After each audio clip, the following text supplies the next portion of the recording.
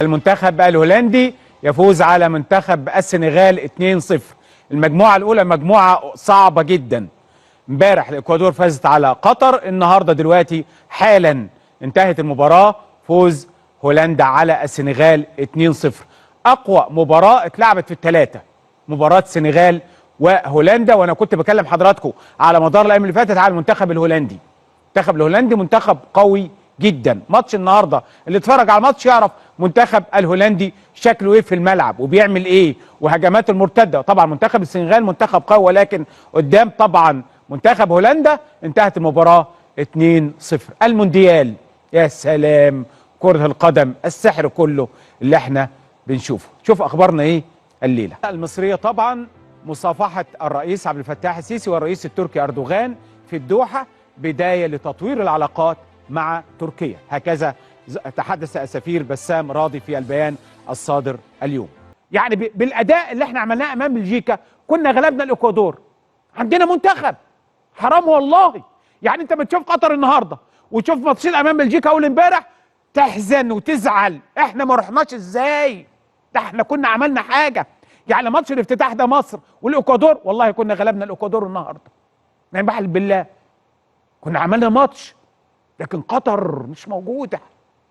هو ده المنتخب اللي شغال بقى له 10 سنين بيجهز نفسه عشان الماتش ده، بيجهز نفسه عشان 6 شهور قافل عن نفسه، قافلين معسكرات 6 شهور، وفي الاخر الاقي المنتخب ده مش موجود. ازاي يعني؟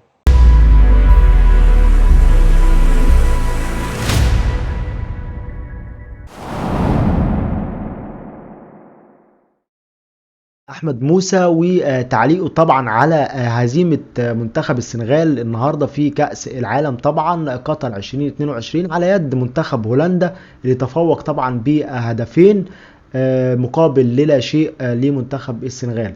خلينا نسمع تعليق احمد موسى وطبعا حزنه على عدم وصول طبعا او تأهل المنتخب المصري لنهايات كأس العالم قطر 2022. خلينا نسمع قال ايه ونرجع لبعض مرة تانية. المنتخب الهولندي يفوز على منتخب السنغال 2-0. المجموعة الأولى مجموعة صعبة جدا. امبارح الإكوادور فازت على قطر، النهارده دلوقتي حالا انتهت المباراة، فوز هولندا على السنغال 2-0. أقوى مباراة اتلعبت في الثلاثة، مباراة السنغال وهولندا، وأنا كنت بكلم حضراتكم على مدار الأيام اللي فاتت على المنتخب الهولندي. المنتخب الهولندي منتخب قوي جدا. ماتش النهارده اللي اتفرج على الماتش يعرف منتخب الهولندي شكله ايه في الملعب وبيعمل ايه وهجماته المرتده. طبعا منتخب السنغال منتخب قوي، ولكن قدام طبعا منتخب هولندا انتهت المباراه 2-0. المونديال، يا سلام، كرة القدم السحر كله اللي احنا بنشوفه. شوف اخبارنا ايه الليله. المصريه طبعا مصافحه الرئيس عبد الفتاح السيسي والرئيس التركي اردوغان في الدوحه بدايه لتطوير العلاقات مع تركيا، هكذا تحدث السفير بسام راضي في البيان الصادر اليوم. الرئيس التركي أردوغان يعتبر مصافحة الرئيس عبد الفتاح السيسي في قطر خطوة أولى نحو التطبيع. كان قال وهو عائد إلى أنقرة للصحفيين اللي كانوا مرافقين معه على متن الطيارة، قال لهم تصريحات كثيرة، ومنها أنه دي بداية يعني نحو التطبيع في العلاقات بين مصر وتركيا. الرئيس عبد الفتاح السيسي يهنئ أمير قطر على نجاح حفل افتتاح بطولة كأس العالم. الرئيس عبد الفتاح السيسي: حفل افتتاح كأس العالم مشرف ويليق بمكانة الدول العربية. في مباراة 117 دقيقة إنجلترا تضرب إيران بسداسية تاريخية في المونديال. الرئيس الامريكي جو بايدن يوجه رساله للمنتخب الامريكي اللي هيلعب الساعه 9 بعد ساعه من دلوقتي قبل مباراه اليوم في كاس العالم، بيقول لهم انا جاهز للعب. استطلاع: البرازيل ستفوز بكاس العالم في قطر. عقوبات الفيفا تجبر 7 منتخبات اوروبيه على عدم ارتداء شارة المثلين، وده بالمناسبة موقف محترم لأنه قطر رفضت الموضوع ده ونسقت مع الفيفا. الفيفا طبعا هدد المنتخبات، منها المنتخب الإنجليزي، منتخب ويلز، منتخب هولندا، منتخب ربما بلجيكا ايضا انهم المانيا شرط الدعم كذا. فقطر اتكلمت مع الفيفا، الفيفا طلع بيان امبارح رفض تماما وقال اللي هيرتدي هذا الامر هنديله انذار. وبالتالي اتحادات الدول السبعه المشاركه في كاس العالم طلبوا من منتخباتهم انهم لا يرتدوا هذه الشاره. حاجه غريبه. رونالدو البرتغال طبعا صعب جدا، تستطيع الفوز بالمونديال وعلينا الانطلاق من غانا. قطر 2022 الفيفا يعلن بيع نحو 3 ملايين تذكره.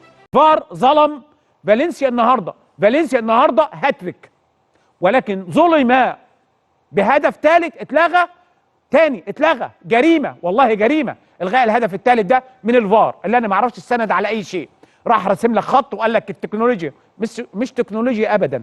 ارجع للكوره، الكوره صحيحه 100%. تم الغائه ازاي الله اعلم، ولكن لكل حدث حديث، لانه اكيد هنتكلم النهارده على هذه المباراه بعد يعني حلقتنا النهارده بقول لكم كاس العالم. ادي بعد المباراه الدوحه وشوارع الدوحه بعد الخروج من استاد البيت، خروج طبعا القطريين مش سعداء ومحدش سعيد لان هم كمان قاعدين انه حتى منتخبهم ما اداش. يعني هم لو المنتخب يأدي وادى عمل كوره حلوه ورايح جاي وهدد المرمى، يا راجل ده شاطوا كوره واحده، شاطوا كوره واحده، كوره واحده اتشاطت. عفيف اكرم عفيف شاط كوره واحده من بره منطقه الجزاء في الدقيقه 50. مفيش كوره شاطوها على المرمى. بقول لك حارس مرمى الاكوادور ما صدش، مفيش كوره راحت له عشان يصدها اصلا. مفيش كوره بالثلاث خشبات يا راجل، مفيش كوره في منطقه، مفيش. منتخب مش موجود، منتخب القطري لم يكن موجودا النهارده، لم يقدم اي اوراق. والمدرب المدير الفني الاسباني النهارده واقف على الخط مش عارف يعمل ايه. منتخب بقول لكم ما مسكش كوره، بيسخن 100 دقيقه تسخين. طب انت فين؟ انت رايح تعمل ايه؟ والله العظيم حرام، حرام. واحنا حرام ان احنا ما رحناش كاس العالم، حرام منتخبنا ما راحش كاس العالم. يعني منتخبنا لو بيلعب الاكوادور النهارده كنا زي اللي عملناه، والله كنا غلبنا الاكوادور. يعني بالاداء اللي احنا عملناه امام بلجيكا كنا غلبنا الاكوادور. عندنا منتخب، حرام والله. يعني انت بتشوف قطر النهارده وتشوف ماتشين امام بلجيكا اول امبارح تحزن وتزعل. احنا ما رحناش ازاي؟ ده احنا كنا عملنا حاجه. يعني ماتش الافتتاح ده مصر والاكوادور والله كنا غلبنا الاكوادور النهارده، يعني بحلف بالله كنا عملنا ماتش. لكن قطر مش موجوده.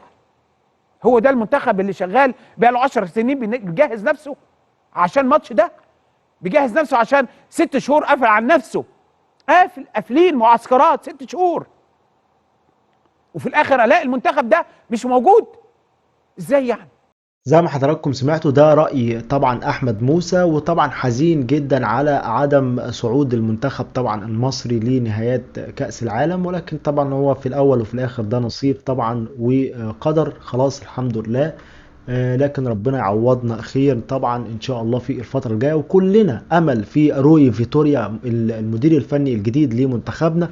عامل أداء وعامل شكل لما تكسب تاني العالم اللي هو بلجيكا. طبعا على رأي أحمد موسى هي حاجة تحزن للأمانة في ظل الأداء اللي موجود وفي ظل المجموعة اللي موجودة حاليا طبعا.